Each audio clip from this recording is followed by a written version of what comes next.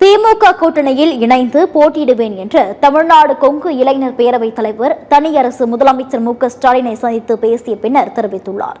சென்னை அண்ணா அறிவாலயத்தில் இன்று முதலமைச்சர் மு.க.ஸ்டாலினுடன் கொங்கு இளைஞர் பேரவைத் தலைவர் தனியரசு சந்தித்து பேசினார். இந்த திடீர் சந்திப்பு குறித்து பேட்டியளித்த தனியரசு மரியாதை நிமித்தமாக சந்தித்து பேசியதாக கூறினார். பாஜகவின் கிளை அமைப்பாக அதிமுக செயல்பட்டு வருகிறது என்று மற்றொரு கேள்விக்கும் பதிலளித்தார்.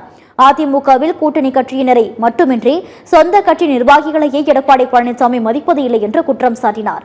வாய்ப்பு இருந்தால் திமுக கூட்டணியில் இணைந்து தேர்தலில் போட்டியிடுவேன் என்றும் தனியரசு அந்த பேட்டியின் போது கூறினார்.